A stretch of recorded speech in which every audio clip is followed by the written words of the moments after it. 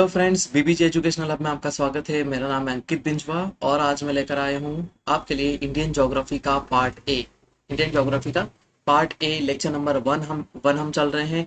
हम कवर कर रहे हैं पेपर नंबर 1 का पार्ट बी, है ना, जिसमें ज्योग्राफी दिया हुआ है एमपीपीएससी में। हम मेंस की प्रिपरेशन कर रहे हैं। यहाँ पर मेंस की प्रिपरेशन यहाँ पर हिंदी और इंग्लिश दोनों में कर रहे हैं। यहाँ पर आपको स्लाइड भी हिंदी इंग्लिश में मिलती है, मैं समझाता भी हिंदी इंग्लिश दोनों में हूँ। ठीक है, तो उसके पहले थोड़ा सा सिलेबस के बारे में जानकारी ले लेते हैं हम। देखिए, हमारा ये फर्स्ट पार्ट है। ठीक है, फर्स्ट पार्ट बी चल रहा है। पार्ट बी का भी पहला भाग है यूनिट 1। ठीक है, यूनिट 1 में हम ये वाला पोर्शन है ना, ये दोनों पोर्शन कंप्लीट कर चुके हैं। ये वाले पोर्शन को हमने थोड़ा छोड़ के रखा है। उसके बाद यूनिट 2 हम कवर करेंगे और मेजर फिजिकल डिविजन हम इंडिया का देख रहे हैं अभी। ठीक है, उसमें उसके पहले हम क्या करेंगे, इंट्रो। ठीक है, इंट्रो हम देखने वाले हैं यहाँ पर, इंट्रोडक्शन ऑफ इंडिया थोड़ा सा इंपॉर्टेंट होता है। हम लोकेशन और इन सब के बारे में देखेंगे। ठीक है, तो हम इसको कवर करेंगे। ठीक है, आज के लेक्चर में इंट्रोडक्शन होगा, कल के लेक्चर में उसकी फिजिकल मतलब लोकेशन होगी कि कहाँ पर है, कौन सी बाउंड्री कहाँ पर आती है इंडिया में, बाकी सब चीज़ें होगी। और फिर हम आगे बढ़ेंगे, इस हिसाब से आगे बढ़ेंगे जैसा हमको सिलेबस दिया हुआ है। ये वाला पोर्शन हम कंप्लीट कर चुके हैं, ये वाला पोर्शन में चल रहे हैं, ये भी बहुत जल्दी कंप्लीट हो जाएगा।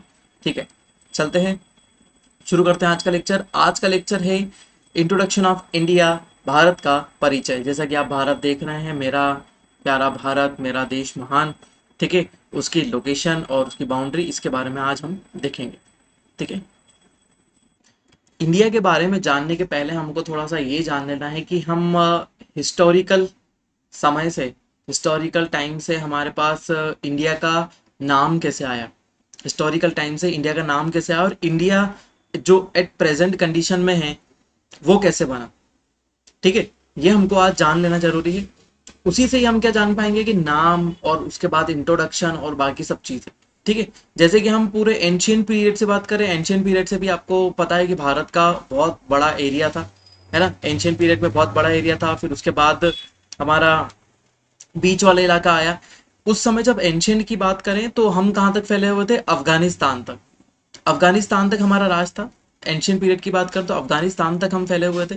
ठीक है, लेकिन क्या हुआ, समय के साथ हम जैसे जैसे आगे आगे की तरफ बढ़ते जाते हैं तो चेंजेस आते जाते हैं, है ना। समय के साथ बढ़ते जाते हैं तो अफगानिस्तान वाला इलाका कहलाता था गजनी। अफगानिस्तान और उसके आसपास वाला इलाका था गजनी। ठीक है, तो क्या हुआ कि यहाँ पर दो एरिया थे इंपॉर्टेंट, दो एरिया वहां पर इंपॉर्टेंट निकल कर आते हैं। पहला होता है लाहौर, है ना, और दिल्ली के आसपास का इलाका। लाहौर और दिल्ली और आगरा के आसपास का इलाका, है ना। कन्नौज हो गया, दिल्ली हो गया, है ना, आगरा हो गया, इसके आसपास का इलाका बहुत इंपॉर्टेंट था। राजा या तो वहां जो राजा निवास करते थे वो क्या कर सकते थे, या तो वो लाहौर के ऊपर अपनी अपना आधिपत्य रख सकते थे, या तो क्या कर सकते थे, या तो दिल्ली वाले क्षेत्र में जब वो लाहौर की तरफ जाता था, ठीक है, तब दिल्ली वाले पर आक्रमण हो जाता था, और दिल्ली की तरफ आता तो लाहौर पर आक्रमण हो जाता था। इसलिए उन्होंने क्या करा कि एक छोटा सा रीजन ही कट कर दिया। छोटा सा रीजन, अफगानिस्तान वाला जो रीजन था, अफगानिस्तान वाले इलाके में जो गजनी का क्षेत्र पड़ता था, उस क्षेत्र को क्या कर दिया, अलग कर दिया और उनसे समझौता कर लिया, जिससे वो आक्रमण नहीं करेंगे और ना ही इधर वाले आक्रमण उधर करेंगे। ये बहुत सारे राजाओं के बीच में समझौता चलता आया। ठीक है, उसके बाद ये दिल्ली को भी संभालने लगे, और लाहौर वाला, है ना, अफगानिस्तान से थोड़ा सा पास का इलाका, और पाकिस्तान, है ना, अफगानिस्तान का थोड़ा इलाका और पाकिस्तान, ये इसमें शामिल था, इसको संभालते थे। और पूरा यहाँ पर इंडिया होता था, पूरा इंडिया होता था। कौन सा वाला, नॉर्थ वाला हिस्सा। ठीक है, इस हिस्से में अभी तक हमारी ज्योग्राफी क्या, वो हमारा पूरा अधिकार चलता था, है ना। ज्योग्राफिकल रीजन इसका यही था। लेकिन क्या हुआ, आगे जाकर आगे जाकर फिर उसके बाद मुगल्स आए, और उसके बाद दूसरे लोग आए। फिर उसके बाद कौन आए, ब्रिटिशर्स आए। ब्रिटिशर्स ने क्या करा, सेपरेट कर दिया। ब्रिटिशर ने क्या कर दिया, सबसे पहले अफगानिस्तान को हटा दिया। ठीक है, अफगानिस्तान को हटा दिया। फिर उसके बाद आगे की तरफ देखें तो हमारा वहां पर म्यांमार, है ना, जो हमारे ईस्टर्न साइड है ना, तो म्यांमार भी उससे क्या हो गया, माइनस हो गया, हट गया। उसके बाद हम बात करें तो आजादी के बाद 1947 की बात करें तो वहां पर पाकिस्तान अलग हो गया, है ना। 1947 में पाकिस्तान भी इससे अलग हो गया। उसके बाद और बात करें तो पाकिस्तान दो पार्ट्स में था। पाकिस्तान दो पार्ट्स में था, एक तो पाकिस्तान था और एक ईस्टर्न पाकिस्तान था, पूर्वी पाकिस्तान था। ठीक है, ईस्टर्न पाकिस्तान और पाकिस्तान था। ये वाला हिस्सा क्या हुआ, ईस्टर्न पाकिस्तान वाले हिस्से को पाकिस्तान क्या करके रखता था, दबा के रखता था। तो ये वाले हिस्से ने स्वतंत्रता के लिए आंदोलन चला दिया, है ना। उसमें जो वहां पर रिवॉल्यूशन चले उसमें भारत ने साथ दिया। इंदिरा गांधी की सरकार थी, इंदिरा गांधी की सरकार के समय वहां पर युद्ध हुआ और हमने उसको अलग करवा दिया। जो ईस्टर्न पाकिस्तान था वो आगे जाकर इन फ्यूचर क्या बना, बांग्लादेश बना। क्या बन गया, बांग्लादेश वहां पर बन गया। इस हिसाब से क्या हुआ, इंडिया टूटता गया और इस हिसाब से क्या हुआ, एट प्रेजेंट की कंडीशन आई, वर्तमान स्थिति वहां पर आई। एक चीज और बता दें, संविधान का 101 है ना, कॉन्स्टिट्यूशनल 101 अमेंडमेंट, ठीक है, वो किसके लिए हुआ है, बाउंड्री शेयरिंग के लिए हुआ है। किसके साथ में, बांग्लादेश, बांग्लादेश के साथ हमने बाउंड्री शेयर करी है, थोड़ी सी बाउंड्री शेयर करी, क्योंकि वहां पर जो इलाके में लोग रहते हैं वो थोड़े से मानते हैं कि हम बांग्लादेशी है, बांग्लादेश वाले इलाके में आता है। और थोड़े से उधर के जो उस सेक्शन में इलाके में रहते हैं लोग, वो मानते हैं कि हम थोड़े से, हम भारत का सपोर्ट करते हैं, हम भारत के साथ जाना चाहते हैं। तो उन क्षेत्रों को भारत में मिला लिया गया और थोड़े से क्षेत्रों को, ज्यादातर क्षेत्र हमने दिए हैं और कम से कम क्षेत्र हमने लिए हैं। ठीक है, तो ये बात आप याद रखिएगा कि 101 है ना, 101 कॉन्स्टिट्यूशनल अमेंडमेंट जो हुआ है वो किसके साथ बाउंड्री शेयर करने के लिए हुआ है, बांग्लादेश के साथ हुआ है। ठीक है, यहां तक तो आपके पास हिस्ट्री के बारे में जानते हैं। उसके बाद भरत थे, भरत के नाम पर इसका नाम क्या पड़ा है, भारत पड़ा है। भारत के नाम पर इसका नाम भारत पड़ा है। उसके अलावा जो वेस्टर्न साइड से जो लोग आते थे है ना, यूनानी आते थे और ये सब आते थे, वो जैसे वो इस इलाके में आए तो यहाँ पर क्या बोलते थे, सिंधु नदी थी। कौन सी नदी थी, सिंधु या इंडस रिवर थी। तो इंडस, वो स को क्या बोलते थे, वो स को बोलते थे ह। ठीक है, और वो बोलते थे कि सिंधु नदी के पास निवास करने वाले सिंधु निवासी, क्या बोलते थे, सिंधु निवासी, सिंधु निवासी और सिंधु के पास निवास करने वाले। तो सिंधु की जगह वो क्या बोलते थे, स को यदि ह बोलते थे तो वो बोलते थे हिंदू, है ना। सिंधु के पास निवास करने वाले हिंदू, और हिंदुओं का देश क्या हुआ, हिंदुस्तान हुआ, हिंदुओं का देश हिंदुस्तान हुआ। ऐसे ही यहाँ पर नाम पड़ा क्या, हिंदुस्तान, है ना, या फिर हिंद प्रदेश। और या फिर उसके अलावा हम बात करें, एक भरत कबीला था, है ना, भरत कबीला, उसका नाम भी भरत कबीला था। ठीक है, उसके नाम पर भी बोला जाता है कि इसका नाम भारत पड़ा, भरत कबीले के नाम पर या फिर भरत के नाम पर यहाँ पर इसका नाम भारत पड़ा। तो ये सब चीजें आपको याद रखनी जरूरी है ना, किसके लिए, इंडिया के इंट्रोडक्शन के लिए, कि भारत की शुरुआत कहाँ से हुई, कैसे हुआ। फिर ब्रिटिशर्स आए, ब्रिटिशर्स ने तो बहुत सारे रूल्स चलाए। अभी भी एट प्रेजेंट, प्रेजेंट की बात करें तो एक याचिका चल रही है, प्रेजेंट में एक याचिका चल रही है जिसके अंदर बोला जा रहा है कि अब हम इंडिया नहीं बोलेंगे, अब हम इंडिया नहीं बोलेंगे, इसका नाम सीधे सीधे भारत कर दिया जाए, है ना। लेकिन, है ना, कॉन्स्टिट्यूशनल अमेंडमेंट करना पड़ेगा, कॉन्स्टिट्यूशनल अमेंडमेंट करना पड़ेगा। कॉन्स्टिट्यूशनल अमेंडमेंट से हो सकता है क्योंकि बहुत जगह इंग्लिश वर्जन में इंडिया दिया हुआ है ना, इंडिया दिया हुआ है। इंडिया को हमको सब जगह क्या करना पड़ेगा, भारत करना पड़ेगा, है ना। एक याचिका चल रही है जिसके ऊपर विचार किया जाना जरूरी है और ये होना चाहिए। हम इंग्लिश वर्जन क्यों यूज करें, है ना, किसी भी उसका इंग्लिश वर्जन हम क्यों यूज करें, इसलिए ये मुद्दा उठ रहा है कि हम इसका नाम क्या कर दें, भारत कर दें। ठीक है, तो भारत, तो आगे जाके इंडियन टीम नहीं होगा, टीम भारत होगा, टीम भारत होगा, भारत की टीम होगी एक, ऐसा सभी नाम जगह सब जगह क्या हो जाएगा, चेंज हो जाएगा।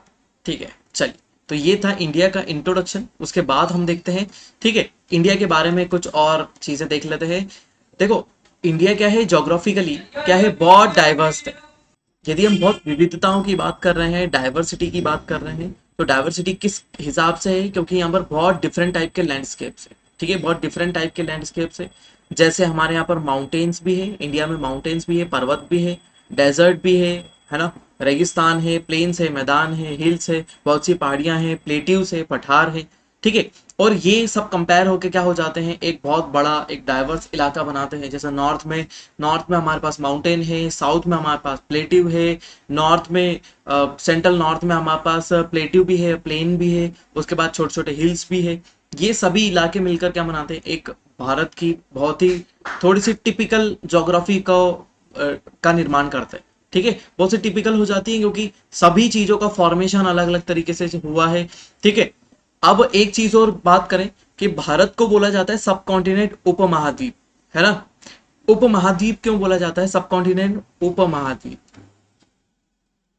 ठीक है, उपमहाद्वीप इसलिए बोला जाता है कि उपमहाद्वीपीय, क्योंकि ये सबसे पहले क्या है, इंडो ऑस्ट्रेलियन, है ना, Indo Australian plate, Indo Australian plate का पार्ट है, इंडो ऑस्ट्रेलियन प्लेट का पार्ट है, क्योंकि ये कहाँ से आया है, अफ्रीका के नीचे से आया है। अफ्रीका के नीचे से गोंडवाना लैंड से ये डिवाइड हुआ है, गोंडवाना लैंड से अलग होकर ये हिस्सा कहाँ पर आया है, यूरेशियन प्लेट पर आया है। और ये जो दोनों प्लेट जुड़ी हुई होती है, ये एक इंडियन प्लेट हो गई यहाँ पर, और इधर की तरफ हम जाते हैं, इधर की तरफ आ जाती है हमारे ऑस्ट्रेलियन प्लेट। ठीक है, वो दोनों ही प्लेट क्या है, एक दूसरे से ऐसी जुड़ी हुई है ना। इसको ओशनिक प्लेट बोलते हैं, जो पानी में डूबी हुई है, और जहां पर कॉन्टिनेंट दिख रहा है इसको बोलते हैं कॉन्टिनेंटल प्लेट, महाद्वीपीय प्लेट और महासागरीय प्लेट बोलते हैं। ठीक है, ये दोनों प्लेट क्या है, जुड़ी हुई है आपस में। ठीक है, ये डाइवर्जेंट प्लेट बाउंड्री है, अपसारी प्लेट किनारा है, डाइवर्जेंट प्लेट बाउंड्री है, इसीलिए इसको क्या बोलते हैं, सब कॉन्टिनेंट, क्योंकि ये दूसरे कॉन्टिनेंट का भाग है। प्लस पहला पॉइंट था ये।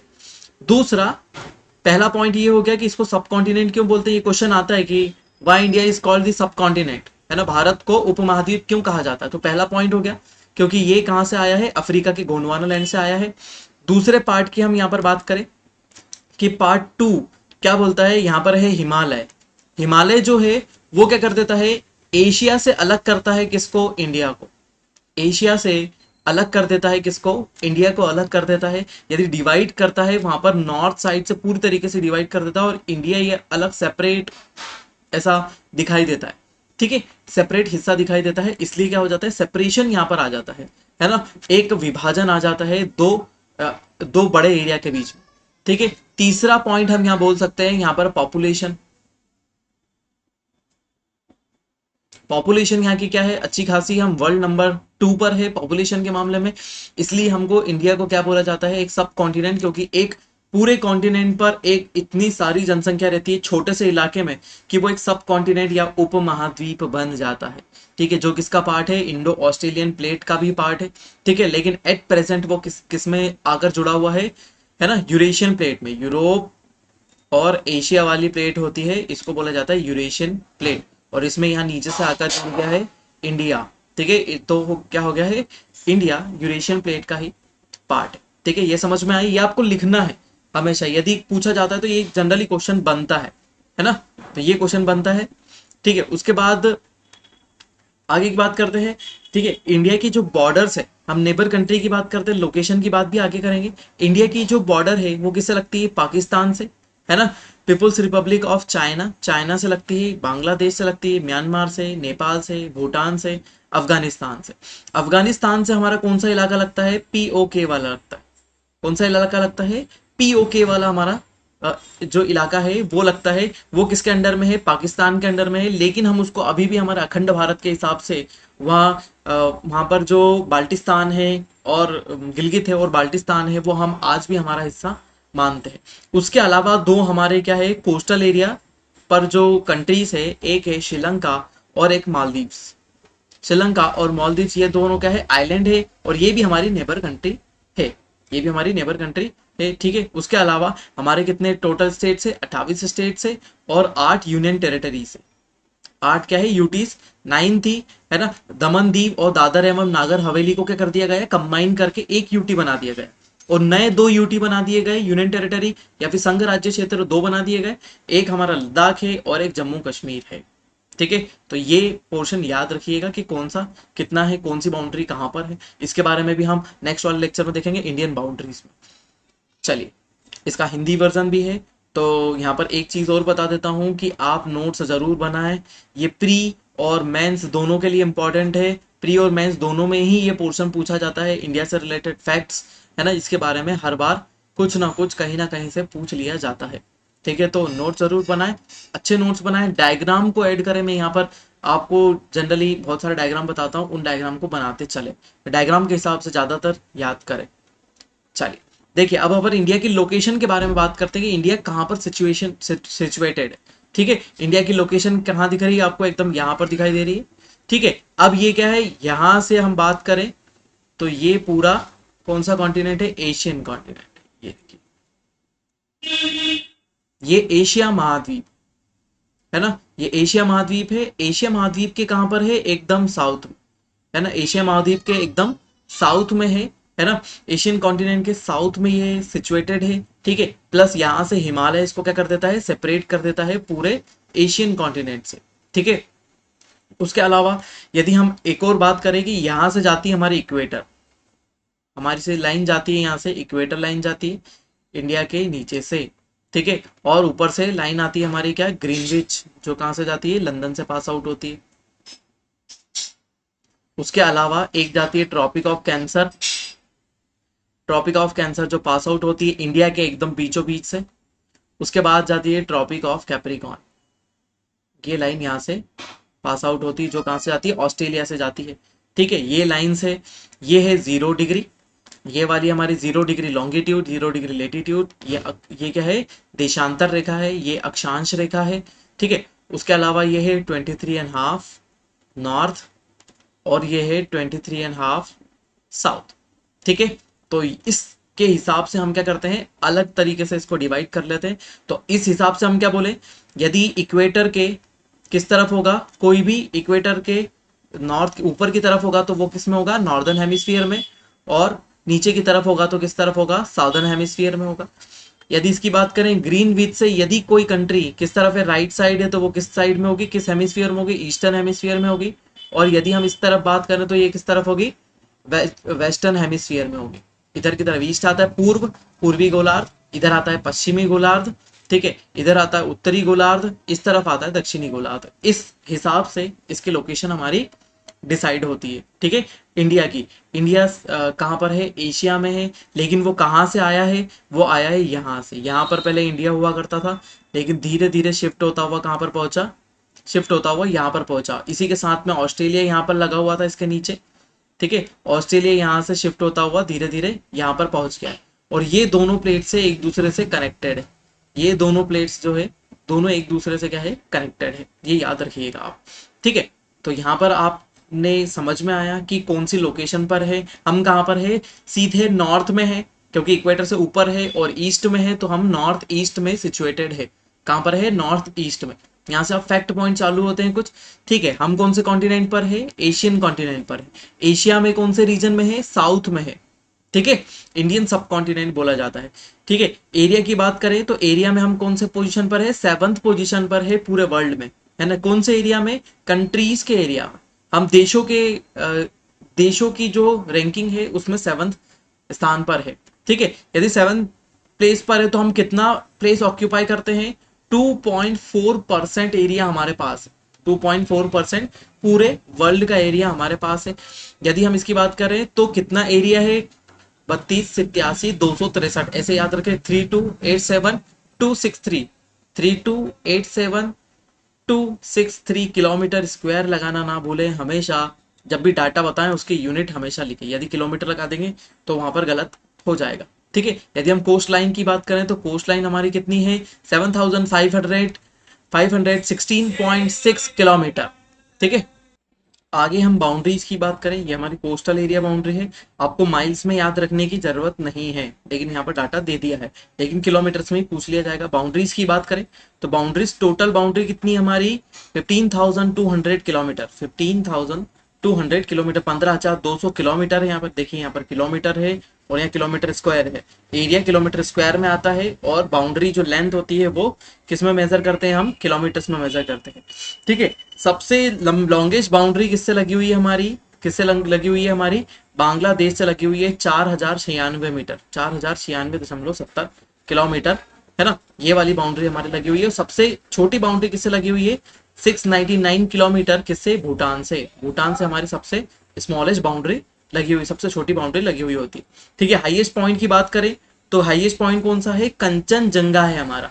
कौन सा है, इंडिया का हाईएस्ट पॉइंट कितना है, कंचनजंगा। हाइट होती है 8586 मीटर, 8586 मीटर इसकी हाईएस्ट पॉइंट है।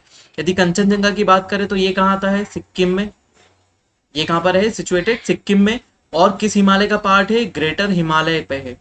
ये पॉइंट हमारा कहाँ पर है, जो हाईएस्ट पॉइंट है वो ग्रेटर हिमालय में है।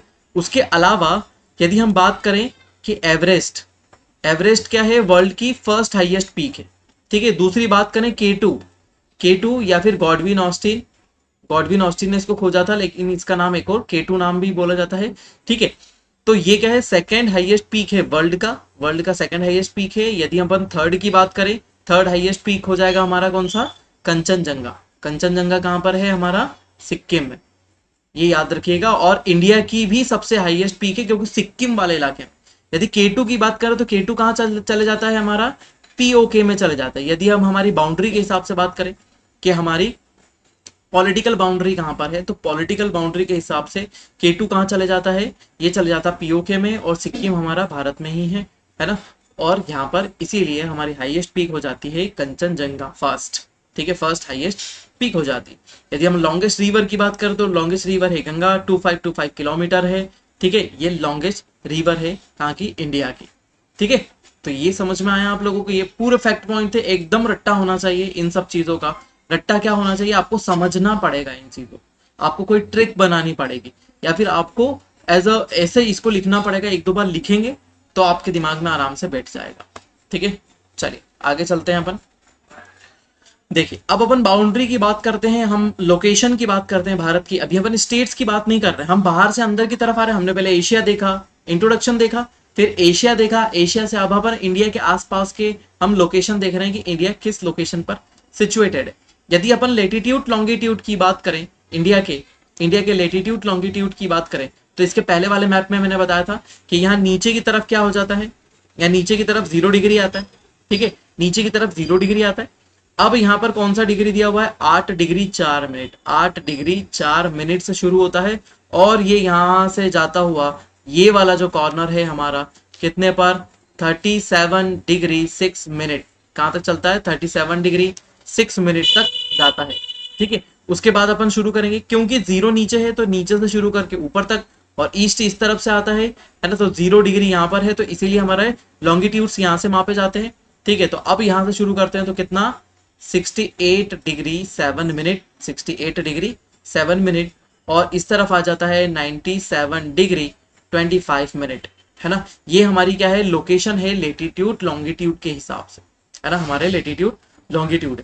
यदि हम इसकी बात करें, क्या हमारी लेंथ कितनी है, विड्थ कितनी है, तो हम सबसे पहले विड्थ की बात करते हैं कि हमारी चौड़ाई कितनी है, हमारा भारत चौड़ा कितना है, गुजरात से लेकर अरुणाचल प्रदेश तक ये कितना है, 2933 किलोमीटर, 2933 किलोमीटर ये हमारा वाइड है ना। चौड़ाई हमारी कहां से लेकर, गुजरात से लेकर अरुणाचल प्रदेश पर, ठीक है, अरुणाचल प्रदेश तक। अब यदि बात करें कन्याकुमारी से लेकर इधर तक जम्मू कश्मीर तक हमारी कितनी है, यदि लेंथ की बात करें तो कितनी है, 3214 किलोमीटर, 3214 किलोमीटर, ये क्या है, हमारी लंबाई है। कहां से कहां तक, कन्याकुमारी से लेकर जम्मू कश्मीर तक हमारी ये लंबाई आती है, ठीक है। ये सभी फैक्ट पॉइंट है, ये आपको याद ही रखने हैं, ठीक है। और हम किस हेमिस्फीयर में आते हैं, किस गोलार्ध में आते हैं, अपन आते हैं नॉर्थ ईस्ट, है ना, नॉर्थ ईस्ट में लोकेटेड है। इसके पहले वाली स्लाइड में जस्ट मैंने आपको बताया था, ये देखिए यहाँ से इक्वेटर जाता है, नीचे से ये इक्वेटर जाता है, और यहाँ से जाता है ग्रीनविच, ठीक है। उस हिसाब से हम का किस तरफ है, ईस्ट तरफ है, और इस तरफ नॉर्थ में है, ठीक है, इधर नॉर्थ में है, इसके हिसाब से हम ईस्ट में है। तो कौन से हेमिस्फीयर में हुए, नॉर्थ ईस्ट में हम यहाँ पर हो जाते हैं। इधर से कौन सी लाइन जाती है ना, हमारी जाती है ट्रॉपिक ऑफ कैंसर कर्क रेखा जाती है, ठीक है। चलिए इस वाले में वापस आ जाते हैं, हमारे वापस इसी उस पर।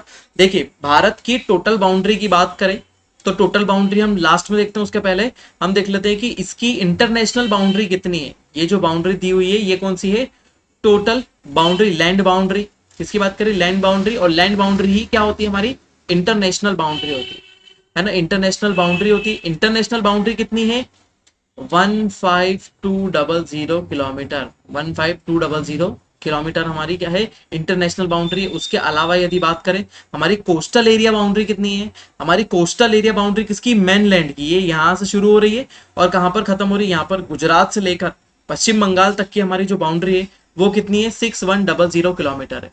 कितनी है, 6100 किलोमीटर हमारी यहाँ पर ये वाली बाउंड्री आ जाती है। उसके अलावा हम बात करें कि हमारे जो आइलैंड्स है, जैसे अंडमान निकोबार है यहाँ पर, ये यहाँ पर हमारे लक्षद्वीप है। उसके अलावा छोटे छोटे आइलैंड यहाँ पर भी आते हैं, गुजरात में भी आते हैं, वेस्ट बंगाल में यहाँ पर कुछ आइलैंड आते हैं, और आंध्र प्रदेश में कुछ है, यहाँ पर छोटे से आइलैंड यहाँ पर मौजूद है। उन सबकी टोटल बाउंड्री मिलाएं तो कितनी होती है, 1416.6।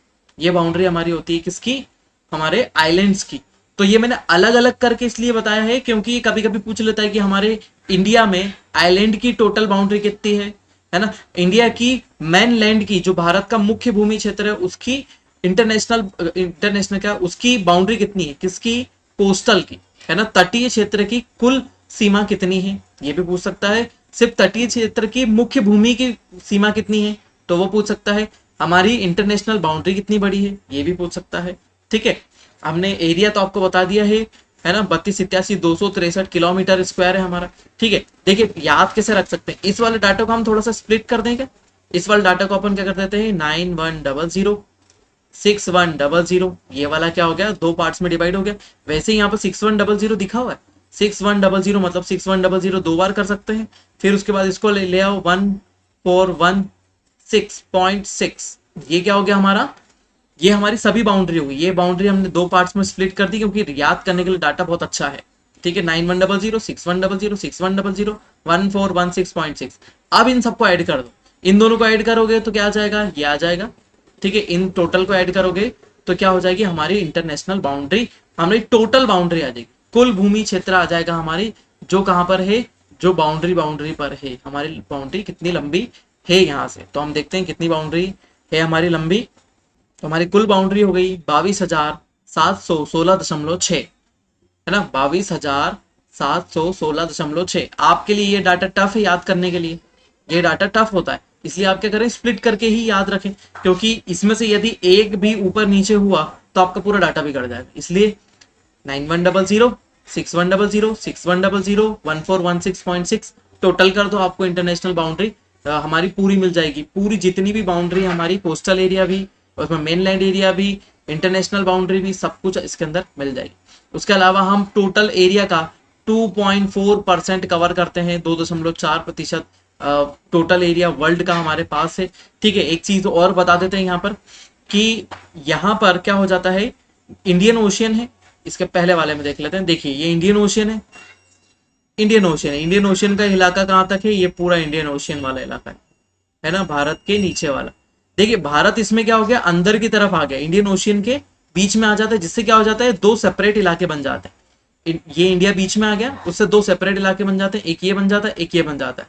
तो ये पहला वाला इलाका क्या हो जाता है, अरेबियन सी हो जाता है, अरब सागर, और जो दूसरा वाला इलाका होता है बे ऑफ बंगाल हो जाता है ना, बे ऑफ बंगाल बन जाता है। जैसे कि यहाँ पर दिया हुआ है, अरेबियन सी इस तरफ है, किस तरफ, लेफ्ट साइड गुजरात तरफ, और बे ऑफ बंगाल, बंगाल की खाड़ी कहाँ पर है, हमारे राइट साइड है, बंगाल के पास में है।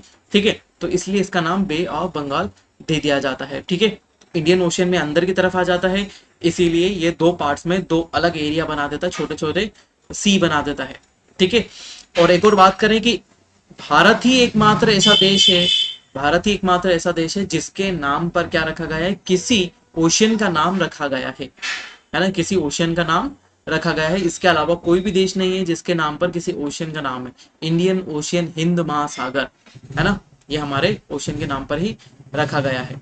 ठीक है, तो आपको कोऑर्डिनेट्स याद रखने हैं, किस कोऑर्डिनेट्स पर भारत लोकेटेड है, कितना एरिया कवर करता है, बाकी सब चीजें, ये सभी कुछ याद रखने लायक हमारे फैक्ट पॉइंट है, इंपॉर्टेंट है, और बहुत ही ज्यादा इंपॉर्टेंट होते हैं जब आप लिखना शुरू करते हैं। प्री में भी, मेंस में भी, सब जगह ये आपके लिए बहुत काम आते हैं। चलिए तो आगे बढ़ते हैं हम यहाँ पर। देखिए अब आ जाते हैं हम एक और छोटे से पोर्शन पर। देखिए सबसे पहले हम एक और बात करें कि अब जो हमारी ट्रॉपिक ऑफ कैंसर जा रही है कहाँ से, 23.5, ट्रॉपिक ऑफ कैंसर जा रही है। ट्रॉपिक ऑफ कैंसर कितने इलाकों से पास होती है, कितने राज्यों से पास होती है, तो यहाँ पर 8 राज्यों से पास होती है। ठीक है, 8 राज्यों से कौन कौन से, हम लेफ्ट टू राइट चलेंगे। ठीक है, लेफ्ट टू राइट चलेंगे, तो लेफ्ट टू राइट चलने के कंपैरिजन में हम देखते हैं गुजरात, फिर यहाँ पर बांसवाड़ा आता है, किसका, राजस्थान का बांसवाड़ा वाला इलाका। ये क्वेश्चन बन चुका है कि किस इलाके से राजस्थान की जाती है, तो बांसवाड़े से जाती है।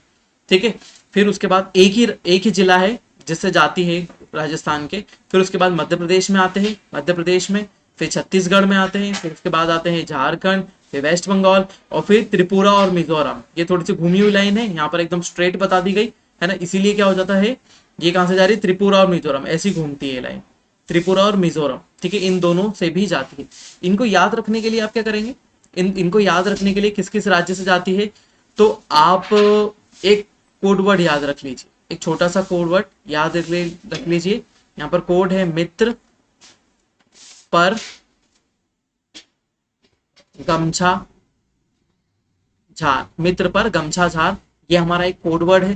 देखिए मिजोरम, त्रिपुरा, ये मित्र को हमेशा हम भूल जाते हैं, याद रखिए मित्र को भूल जाते हैं। तो मित्र पर मतलब पश्चिम बंगाल, और राजस्थान, पश्चिम बंगाल, राजस्थान, गुजरात, मध्य प्रदेश, छत्तीसगढ़ और झार मतलब झारखंड, ऐसा याद रखिए, है ना। मिजोरम, त्रिपुरा, पश्चिम बंगाल, राजस्थान, गुजरात, मध्य प्रदेश, छत्तीसगढ़ और झारखंड, ये पूरे 8 राज्य हो गए। आपको सिर्फ सीक्वेंस जमाना है। सीक्वेंस में आपको इंडिया का मैप याद ही होगा, गुजरात, राजस्थान, मध्य प्रदेश, गुजरात, राजस्थान, मध्य प्रदेश, छत्तीसगढ़, झारखंड, वेस्ट बंगाल, है ना, त्रिपुरा और फिर मिजोरम, त्रिपुरा और फिर मिजोरम।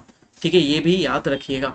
ठीक है, उसके अलावा यहाँ पर एक और फैक्ट लाइन जा रही है, यहाँ पर जा रही है 82.5। ये कौन सी लाइन थी? 23.5 लाइन थी और ये थी 82.5। इसको हम बोलते हैं मीन टाइम लाइन, प्रधान मध्याह्न रेखा। कौन सी?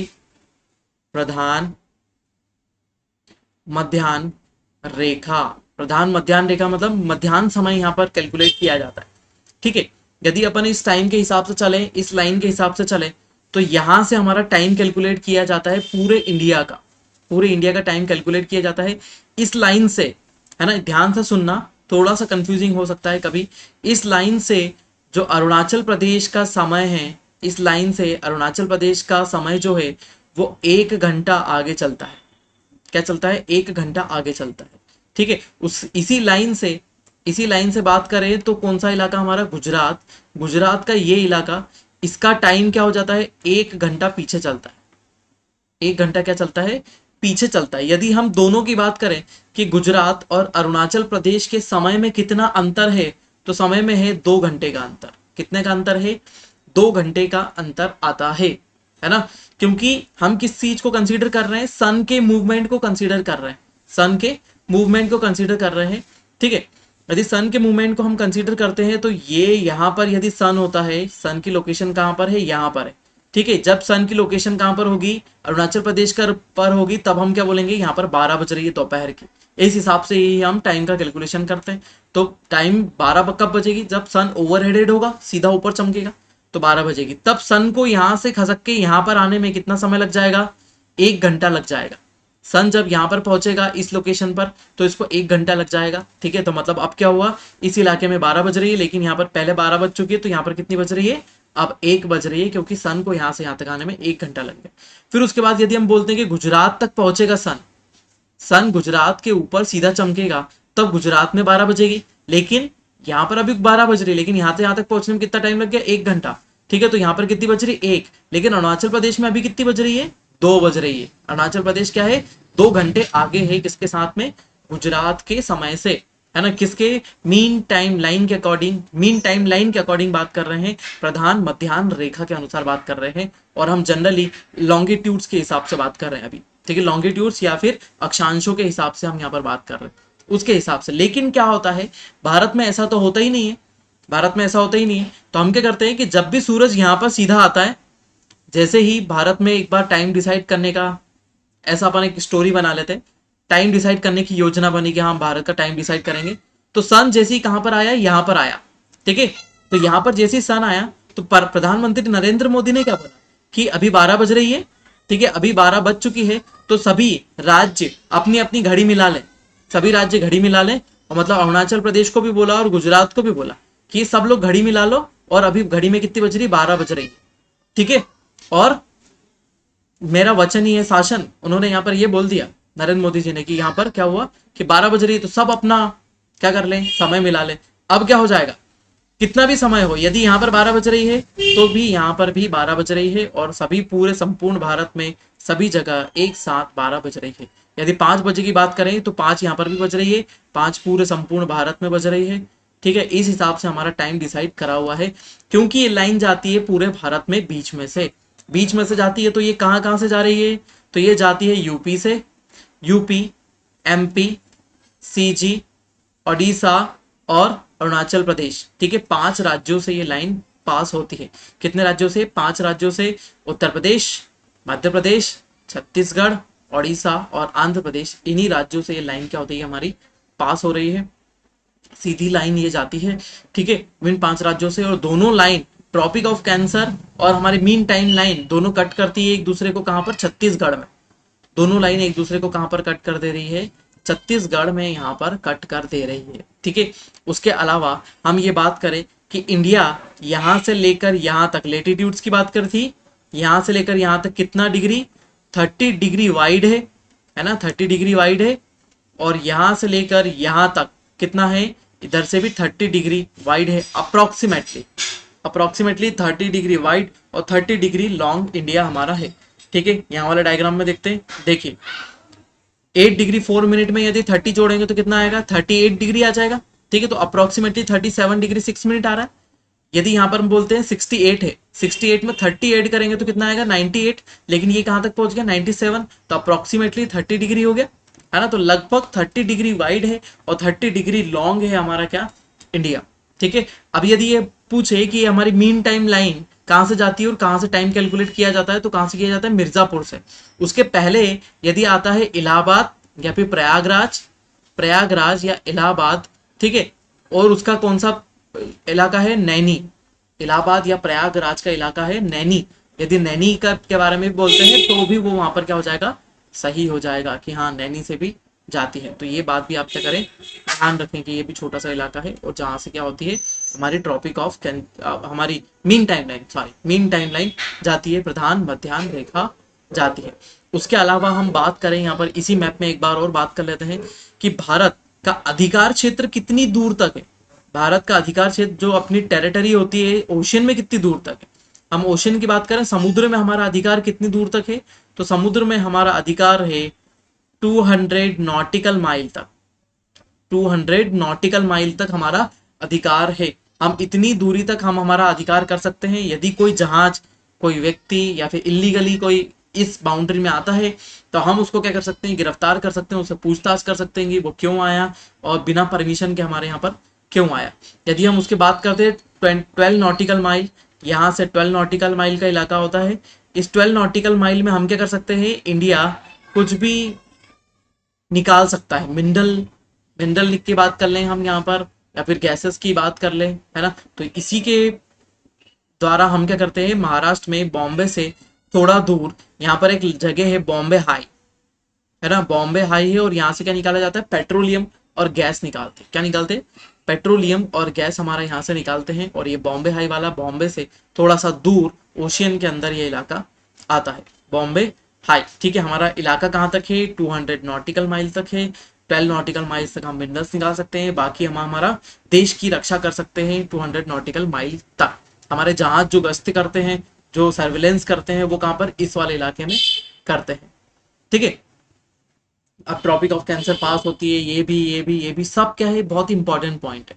इन सब चीजों को आपको लिख कर रखना है, सब कुछ चीजें जान कर रखनी है और इसमें आप कोई गलती नहीं करेंगे, है ना। इन सब चीजों में कोई भी गलती ना करें, हमेशा बार बार याद रखना हूँ। ठीक है, एक चीज और बता देता हूँ कि यहाँ पर 0 डिग्री लाइन है, 0 डिग्री लाइन है। और भारत कहाँ पर है, मैंने अभी बताया 82.5, 82.5, 82.5 डिग्री पर है ना। सन इधर से आ रहा है, ठीक है। तो सूरज पहले कहाँ उगेगा, यहाँ पर भारत में उगेगा, फिर उसके बाद कहाँ पर उगेगा, ब्रिटेन में। ठीक है, इसलिए हम क्या है, जो ग्रीन विच लाइन है, ये ग्रीन विच लाइन है, ग्रीन विच से हमारा समय कितना आगे है, 5.5 घंटे हमारा समय क्या है, आगे है। ग्रीन विच से कितना समय आगे है, 5.5 घंटे हम ग्रीन विच से आगे हैं, हमारा टाइम आगे चलता है। क्योंकि पहले ईस्टर्न वाले साइड में सनराइज होता है, फिर उसके बाद धीरे धीरे सन शिफ्ट होता जाता है और वेस्टर्न वाले साइड में जाता है। ठीक है, यदि मैं बोल दूं सबसे पहले सूर्य उदय कहां पर होता है ना, सूर्य उदय किस जगह पर होता है सबसे पहले, तो 2 आइलैंड का नाम है समोआ। एक का नाम है समोआ और दूसरे का है तुआलू। समोआ और तुवालू, ये पैसिफिक ओशियन में, प्रशांत महासागर में 2 आइलैंड है। वहां पर सबसे पहले यहाँ पर क्या होता है, सूरज उदय होता है, समोआ और तुवालू आइलैंड में। ठीक है, उसके अलावा यदि हम बात करें जापान को सूर्य उदय का देश बोला जाता है, कंट्री ऑफ सनराइज। ठीक है, तो सूर्य उदय का देश बोला जाता है, इसीलिए बस उसका उपनाम है, उपनाम मतलब एक अलग नाम से उसको जाना जाता है, सूर्योदय का देश जापान। लेकिन सबसे पहले सूरज का उदय होता है कहां पर, हमारे समोआ और तुवालू आइलैंड पर। यदि भारत में पूछेगा भारत में सबसे पहले सूर्योदय कहां पर होता है, तो भारत में सूर्योदय सबसे पहले अरुणाचल प्रदेश में होगा। और सबसे आखिरी में सूरज कहां पर उदय होता है, तो बात करेंगे गुजरात के रण में, रण ऑफ गुजरात। ठीक है, गुजरात का रन या रन ऑफ कच्छ में सबसे सबसे आखिरी में सनराइज होता है। मतलब क्या है, 2 घंटे के समयांतराल पर ये चलता है। तो बहुत सारे फैक्ट पॉइंट की हमने बात करी इसमें, इस लेक्चर में, और इंडिया का इंट्रोडक्शन था। अगले लेक्चर में हम बाउंड्रीज की बात करने वाले हैं, चैनल्स की बात करने वाले हैं। ये था हमारा लोकेशन वाइज इंडिया का इंट्रोडक्शन। ठीक है, मेरा नाम है अंकित बिंजवा। बने रहिए बीबीजी एजुकेशनल आपके साथ। हम ऐसे ही लेक्चर लाते रहेंगे और पूरा ज्योग्राफी कवर करेंगे। आपको फ्री में मिलेगा, कहाँ पर, यूट्यूब पर मिलेगा। हम मिलते हैं नेक्स्ट लेक्चर में। Thank you so much.